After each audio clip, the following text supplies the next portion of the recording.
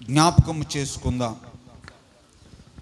మీ పరిశుద్ధ గ్రంథాలలో కీర్తనల గ్రంథము 32వ అధ్యాయము 8వ వాక్యం. నీకు ఉపదేశము చేసేదను. ఈ వాక్య భాగంలో మనం గమనించినట్లయితే, నీకు ఉపదేశము చేసేదను, నీవు నడవలసిన మార్గమును నీకు బోధించెను, నీవు నడవలసిన మార్గమున నేను నీకు బోధించెదను, నీ మీద దృష్టి ఉంచి నీ మీద నేను దృష్టి ఉంచుతాను, నీకు ఆలోచన చెప్పేదను, నేను నీకు ఆలోచన చెప్పేదను. ఇంకా కొద్దిగా మనం కిందకి చదువుకుందాం, అది కూడా చదువుకుందాం. ఆ కింద భాగంలో 9వ వాక్యములో, బుద్ధి జ్ఞానములు లేని గుర్రముల వలెనైనను, బుద్ధి జ్ఞానము లేని గుర్రములనైనను, కంచెర గాడిద గాడిదలైనను మీరు ఉండకూడదు. అవి నీ దగ్గరకు అవి మీ దగ్గరికి తేబడినట్లు వాటి నోరు వారుతోను కళ్ళెముతోను బిగింపవలెను. చాలు. ఈ వాక్య భాగంలో మనం చాలా నేర్చుకోవచ్చు. మనం మనం అందరూ ఎవరు చెప్పండి? ఎవరమండి? మనుషులమే. మనుషుల్లో ఉంచి మనం ఏమయ్యాం? వేరుపరచబడ్డాం. మనుషుల్లోంచి మనం ఏమయ్యాం?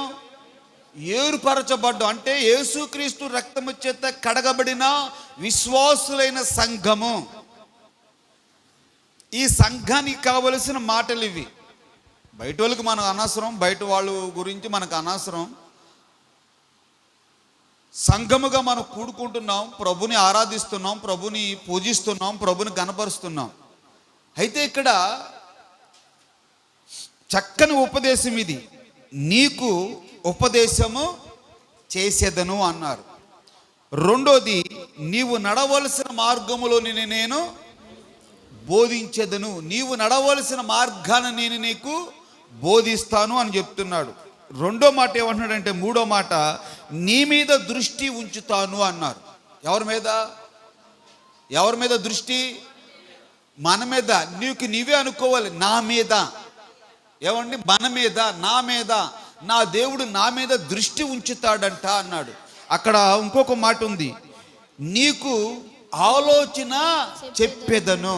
ప్రైజ్ ది లార్డ్, హల్లెలూయా. ఆలోచన. ఎవరికి ఆయన ఆలోచన చెప్పేది?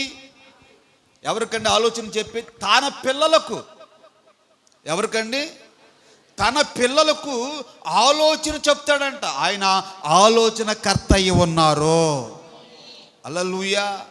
ఆలోచన. ఈ రోజుని అక్కడ కింద భాగాన్ని మనం చదివాం. బుద్ధి జ్ఞానము లేని గుర్రముల వలె మీరు తిరగవద్దు. ఏమన్నాడండి? బుద్ధి జ్ఞానము లేని గుర్రాల వలె మీరు తిరగవద్దు. రెండోది, కంచెర గాడిదల వల్ల మీరు తిరగకూడదు. అయితే వారిని ఎక్కడికి తీసుకురమ్మంటున్నాడు? దేవుని సన్నిధికి తీసుకొచ్చి ముక్కుకి నోరుకి ఏం తగిలించమంటున్నాడు? కళ్ళము. ఏం తగిలించాలి? మన నోళ్ళకి ఏం తగిలించుకోవాలి? కళ్ళము. ముక్కుకి ఏం తగిలించుకోవాలి? కళ్ళము. తాడు తగిలించుకోవాలి. ఇప్పుడు మనం సాధారణంగా ఇంచుమించులో పెద్దవారు ఉన్నారు ఇక్కడ. పెద్దవారు ఏమండి? ఇంచుమించులో పెద్దవారు ఉన్నారు. ఇప్పుడు ఎద్ది మాట నవ్వకపోతే ఎద్ది యజమానుడు ఆ గేదెకి ఏం చేస్తాడు? మాట్లాడండి. కళ్ళు ఎక్కడి నుంచి చేస్తాడు? ముక్కులోంచి చేస్తాడు. ఎందుకు ముక్కులోంచి కళ్ళు వేస్తాడు? చెప్పిన మాట వినకపోతే ఆ ఎద్ది యజమానుడు ముక్కుకి కళ్ళు వేస్తాడు. ఆ ముక్కులో కళ్ళు వేసి తాడేసి ఇలా లాగ్గానే దానికి తలకాడు నుంచి తోకదాకా ఏమైపోతుంది? తలకాడు నుంచి తోకదాకా ఎక్కడలేని విపరీతమైన బాధ వచ్చేస్తుంది. అందుకని అది ఏం చేస్తుంది? చెప్పిన మాట వింటుంది. ఈరోజు దేవుని వాక్యం కూడా మనకు చెప్తుంది, మీరు కంచెర గాడిదల వలె ఉండవద్దు.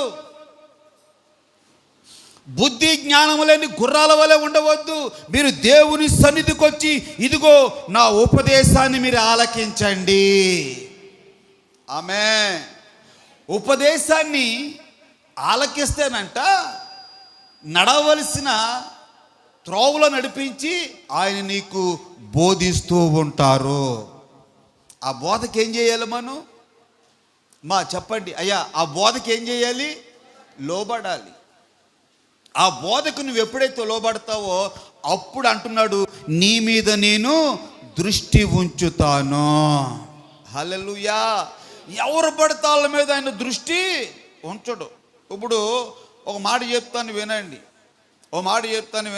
మనకి 4 కుమారులు, 3 కుమారులు, లేకపోతే 2 కుమారులు. 2 కుమారులు నీ మాట ఎవరైతే చక్కగా వింటున్నారో వారి మీద నువ్వేం చేస్తావు? అమ్మా చెప్పమ్మా, ఏం చేస్తావు?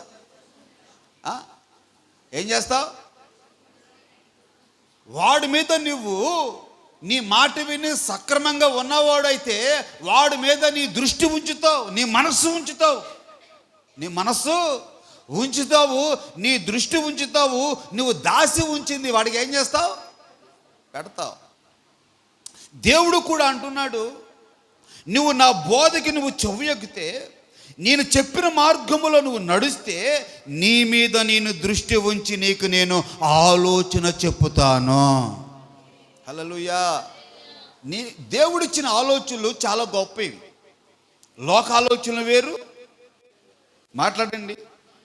లోకాలోచనలు వేరు, దేవుడిచ్చిన ఆలోచనలు వేరు. లోకాలోచనల ప్రకారంగా నువ్వు ముందుకు నడిస్తే ముందే ఉందంట గొయ్యి ఉంది. ముందు చూస్తే గొయ్య, వెనకాల చూస్తే నుయ్య. మన పెద్దలు ఊరికి నానలేదు. ఏమండి? మన పెద్దలు ఊరికి నానలేదు. ముందు చూస్తే గొయ్య, వెనకాల చూస్తే నుయ్య. ఏంటి పరిస్థితి అంటే నీ ఇష్టాసారంగా నువ్వు నడుచుకున్నావు. దేవుని మాట నువ్వు అంగీకరించలేదు. నువ్వు లోక జ్ఞానం ఎక్కువైపోయి, లోక అలవాట్లు ఎక్కువైపోయి నిష్ఠాసారంగా నిలబడ్డావు. కాబట్టి ముందు చూస్తే గొయ్య, వెనక చూస్తే నుయ్య. నీ పరిస్థితి అదో రకంగా అయిపోయింది.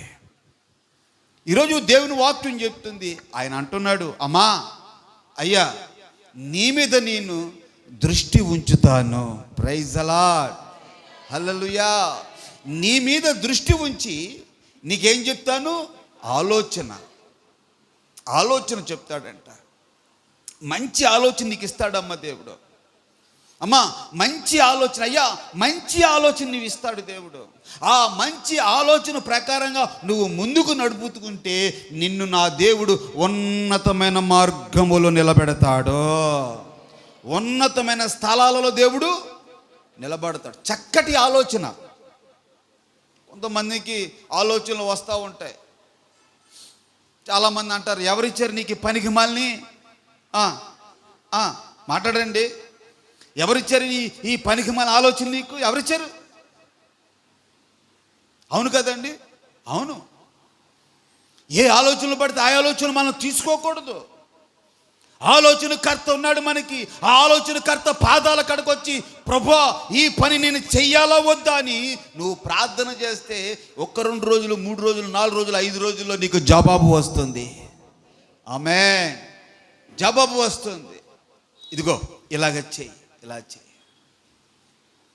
యేసు ప్రభుని నమ్ముకుని యేసు ప్రభుని ఆరాధిస్తున్న మనం ఎవరు ఆలోచనలు పెడితే ఆ ఆలోచనలుగా మనం ముందుకి వెళ్ళకూడదు. వెళితే ముందు చూస్తే నుయ్య, వెనక చూస్తే గొయ్య అన్నట్టుగా ఉంటుంది. ప్రియా దేవుని బిడ్డలారా, అందుకనే ఇక్కడ అంటున్నాడు, నేను నీకు ఆలోచనకర్త అయి ఉంటాను, నీ మీద నేను దృష్టి నిలుపుతాను. Praise the lord. హల్లెలూయా. నువ్వేమి బాధపడొద్దు, నువ్వేమి ఇబ్బంది పడొద్దు. ఆయన మీద నువ్వు భారం వేసుకొని ఆయన ఆలోచనల ప్రకారంగా నువ్వు ముందుకు నడిస్తే, కుటుంబాలలో అయినా, అది సంఘాల్లో అయినా, అది నీ వ్యక్తిగత జీవితంలో అయినా, అది చాలా మంచిది, చాలా మంచి ప్రయోజనం కూడా. దేవుని ఆలోచనల కొరకు మనం ఏం చేయాలి? ఎదురు చూడాలి. అందుకని ఆయన అంటున్నాడు అక్కడ ఆ మాట, నీకు ఉపదేశము ఉపదేశం అంటే ఏంటి అమ్మా? అయ్యా, ఉపదేశం అంటే ఏంటి? మీకు ఎక్కడికి వెళ్ళినా ఇటువంటి మాటలు దొరకవు, ఏ గుడిలో తిరిగిన ఇటువంటి మాటలు దొరకవు.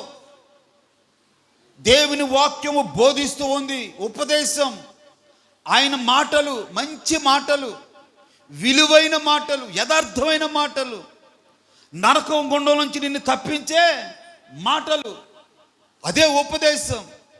నా ఉపదేశాన్ని నీకు నేను బోధిస్తాను, నువ్వు నడవలసిన మార్గములో నేను నడిపిస్తాను, నీ మీద నేను దృష్టి ఉంచుతాను, నీకు నేను ఆలోచన చెప్తాను. ప్రియా దేవుని బిడ్డ, ఆయన ఎవరయ్యా అంటే ఆలోచనకర్త. ఆ ఆలోచనకర్త మనకి మంచి మంచి మన బిడ్డలకు, మంచి మంచి మన కుటుంబాలకు మంచి మంచి ఆలోచనలు దేవుడు అనుగ్రహించునుగాక. హల్లెలూయా. చూడండి, యెషయా గ్రంథములో ఆయనకి ఎన్ని పేర్లు పెట్టబడి ఉన్నావో ఒకసారి మనం యెషయా గ్రంథము 9వ అధ్యాయము చూడండి ఒకసారి.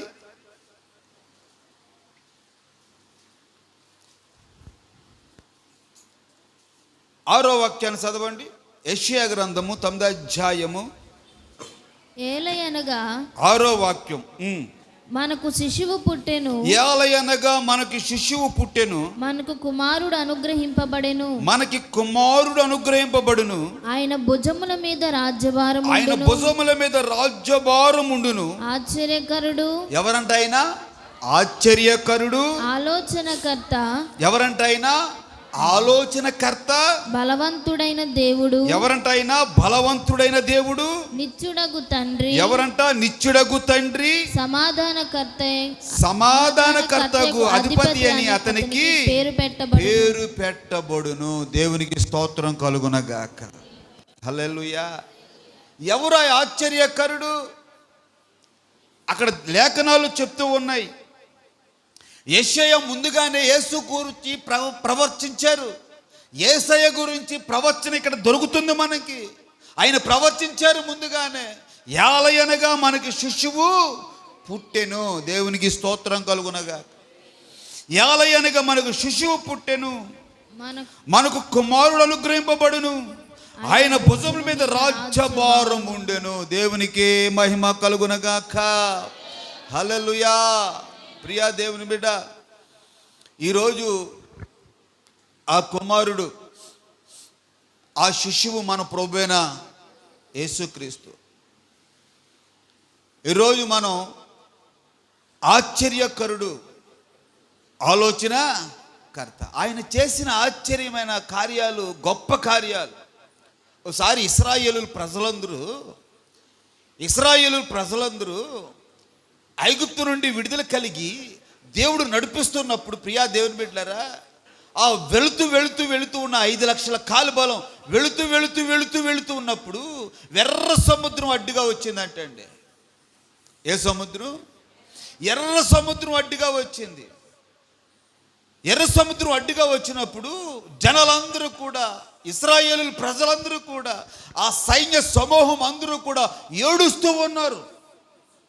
ఎందుకని ఏడుస్తున్నారు? మాట్లాడండి. ఎందుకని ఏడుస్తున్నారు? వెనకాల ఫరో సైన్యం తవ్వురుకుంటూ వస్తున్నారు.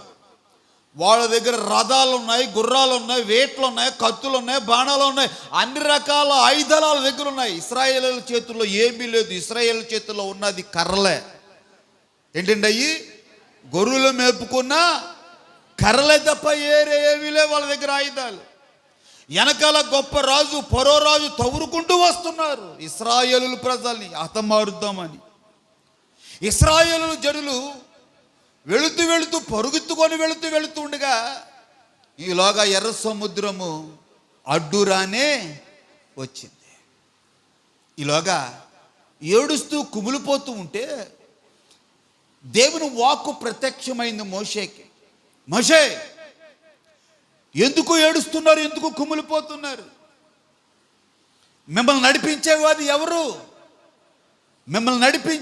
ఎవరు? ఆశ్చర్యకరుడు. దేవునికి స్తోత్రం కలుగునగాక.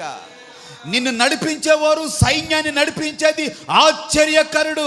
నీ చేతిలో ఉన్న ఆ కర్రని ఎర్ర సముద్రం మీద కొట్టు, ఆ ఎర్ర సముద్రం మీద చాపు అనగానే ప్రియా దేవుని బిడ్డలారా, ఆ మోషే దగ్గరున్న ఆ కర్ర, ఏమంటే గొర్రెలు కాసుకున్న ఆ కర్ర, ప్రియా దేవుని బిడ్డలారా, ఎప్పుడైతే ఆ ఎర్ర సముద్రం వైపు చాపాడో ఆ ఎర్ర సముద్రము 2 పాయలుగా చీల్చబడి 6 నేల మీద నా దేవుడు ప్రజలందరూ నడిచి వెళ్ళారు. కొట్టేసాక చప్పట్ల కట్టుగా దేవుని స్తోత్రం కలుగును గాక.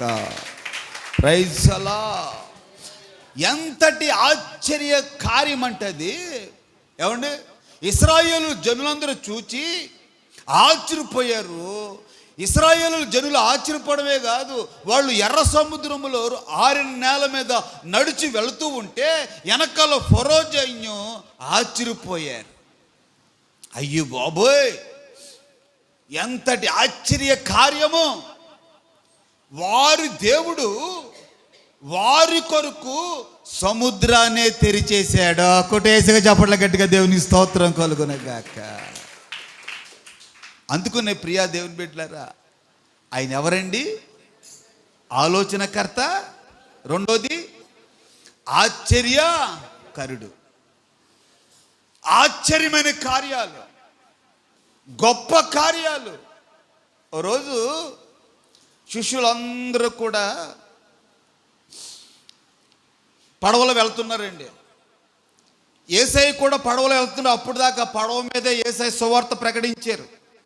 ఆ పడవ మీద జనాలు విస్తారంగా వచ్చేస్తుంటే ఆయన సముద్రంలో దిగి ఆ పడవ మీద నిలబడి వచ్చిన జనాలందరికీ సువార్త ప్రకటించి రోగులను స్వస్థపరిచి మళ్ళీ ఇంకొక ప్రాంతాన్ని వెళ్దామని సముద్రంలో ప్రయాణం వెళ్తుండగా పెద్ద గాలి తుఫాను వచ్చిందండి.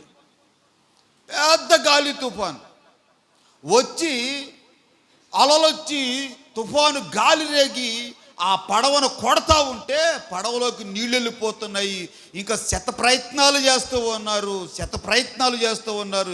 ఈలోగా యేసయ్య ఆ ఔరం మీద తలవాల్చుకొని మాట్లాడండి. ఆ ఔరం మీద తలవాల్చుకొని అలాగా విశ్రాంతి తీసుకున్న టైంలో వీళ్ళందరూ గలిబిలైపోతూ ఉన్నారు.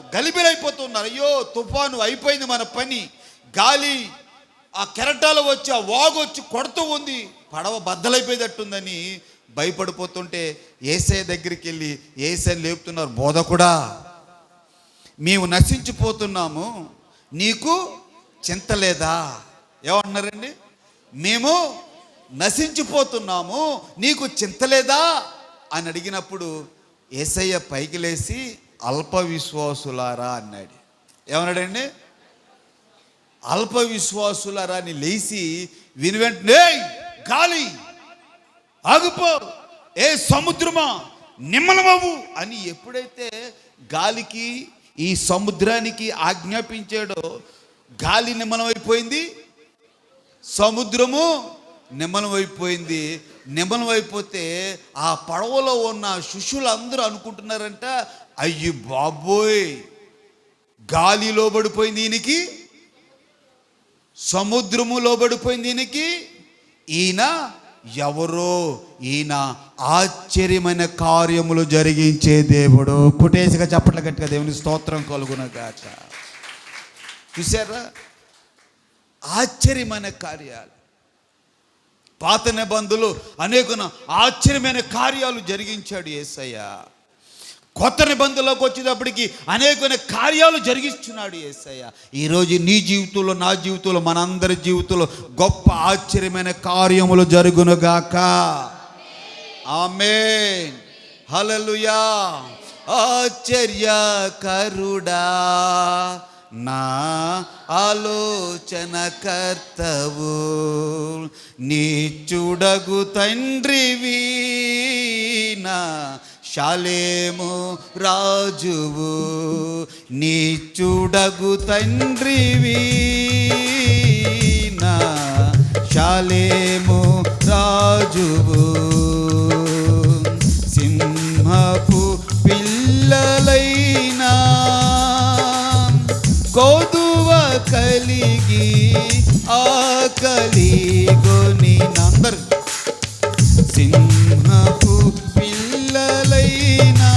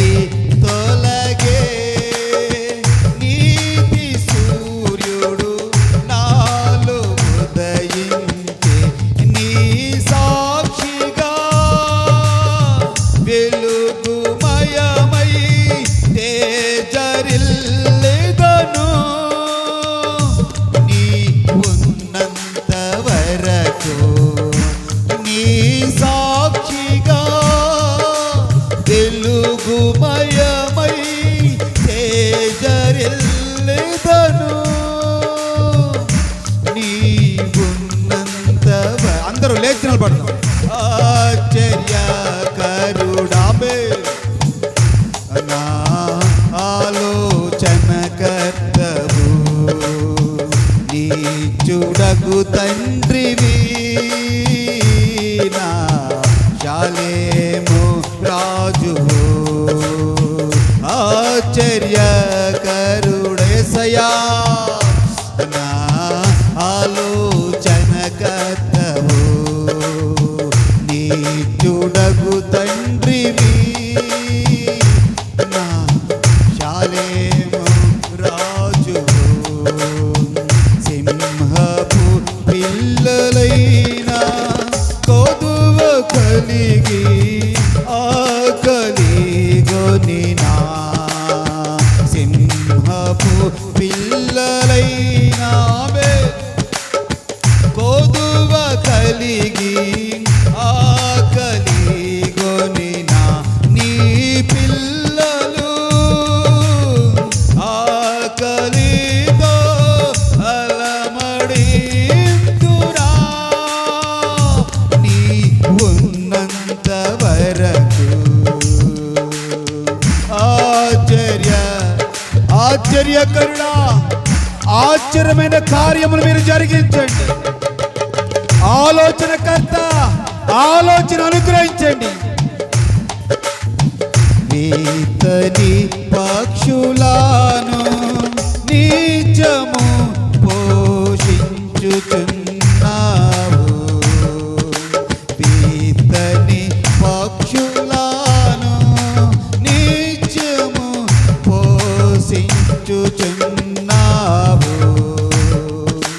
నీ పిల్లలు వాటి కంటే శ్రేష్ఠులే కదా నీ ఉన్నంత వరకు నీ పిల్లలు వాటి కంటే శ్రేష్ఠులే కదా నీ ఉన్నంత వరకు అందరూ కలిసి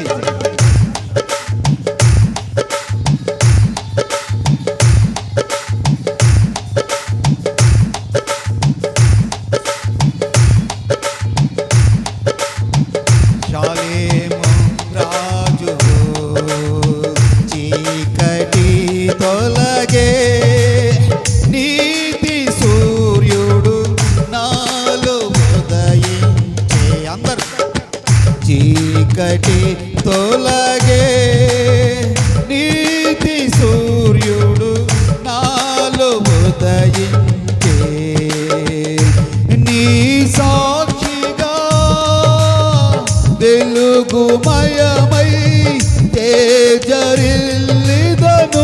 నీ సాక్షిగా వెలుగుమయమై తేజరిల్లిదను నీ ఉన్నంత వరకు ఆశ్చర్య శబాబా రికబరల శరబాబా రిబరబరబర కబరల శరబాబా ఆశ్చర్యకరుడా నా ఆలోచనకర్తవు నీచుడగు తండ్రివి నా శాలేము రాజువు నీచుడగు తండ్రివి నా శాలేము రాజువు ఆశ్చర్యకరుడు ఆలోచనకర్త బలవంతుడగు దేవుడు నిత్యుడగు తండ్రి సమాధానకర్త నీకు సమాధానము కలుగునగాక దేవుడు నీకు ఆలోచన ఇచ్చి నడిపించునగాక బలవంతుడగు దేవుడు నీకు బలాభివృద్ధి కలుగునుగాక బలాభివృద్ధి కలుగునగాక బలాభివృద్ధి చప్పలు కొట్టి ప్రభునామాన్ని మహిమపరచును నీచుడగు తండ్రివి నా శాలేము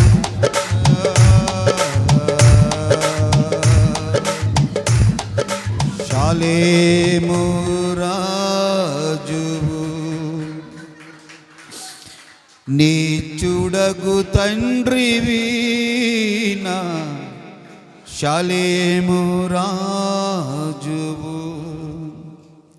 నీ మీద దృష్టి ఉంచి నీకు ఆలోచన చెప్పిన దేవుడు, నీ మీద దృష్టి ఉంచి నీకు ఆలోచన చెప్పుతానని దేవుడు వాగ్దానం చేశాడు. ఆయన ఎవరో తెలుసా? ఆశ్చర్యకరుడు. ఎర్ర సముద్రాన్ని 2 పాయలుగా చీల్చిన ఆశ్చర్యకరుడు.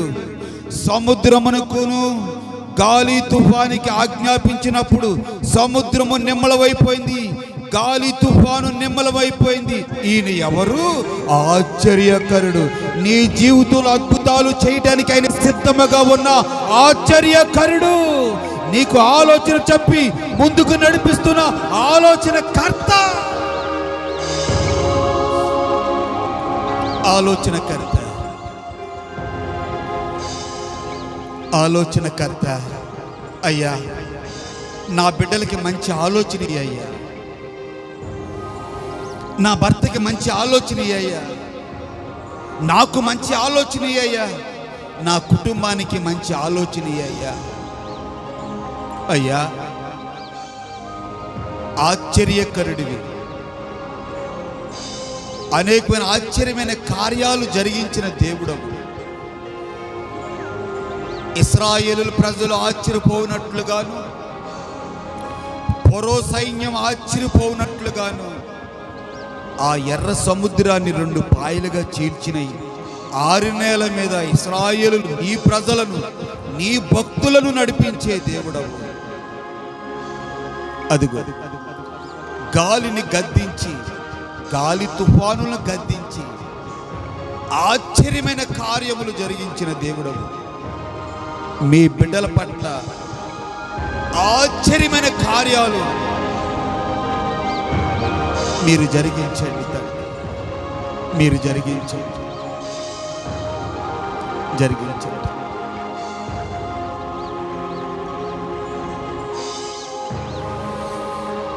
అలాగే ఒక క్షణం ప్రార్థన చేసుకుందాం.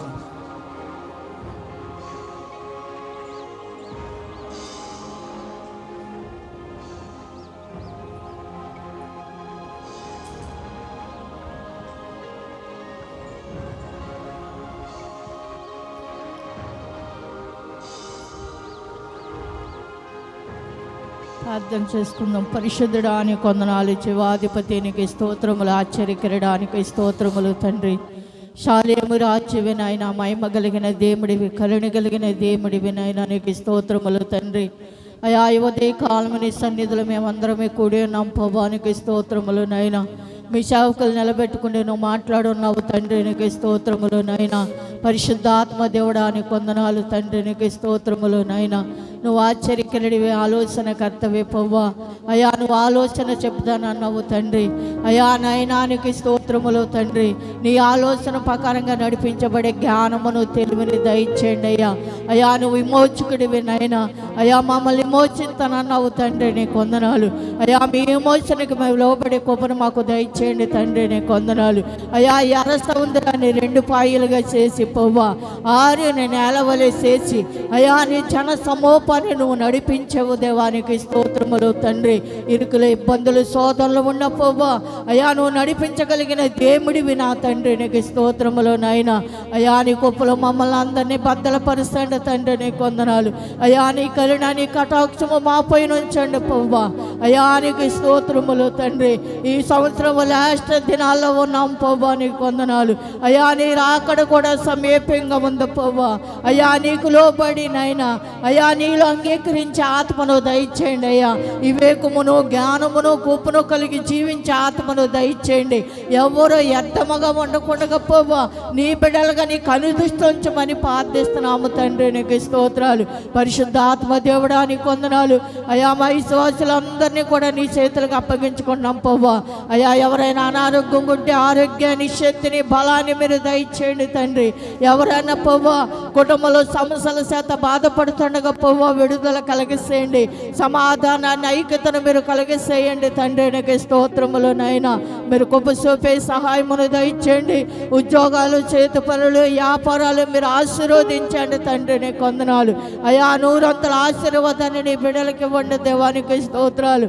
దశభాగాలు, కానుకలు ఇస్తున్నారు ప్రభు. మీ బిడ్డల మీరు దీవించండి, ఆశీర్వదించండి, కృప చూపండి తండ్రి. నీకు స్తోత్రాలు. ఇప్పుడు దాకా మీ సేవకులు నిలబెట్టి నువ్వు మాట్లాడిన ప్రతి మాట కొరకు నీకు కృతజ్ఞత ఆస్తుతులు స్తోత్రాలు చెల్లించుకున్నాం ప్రభా.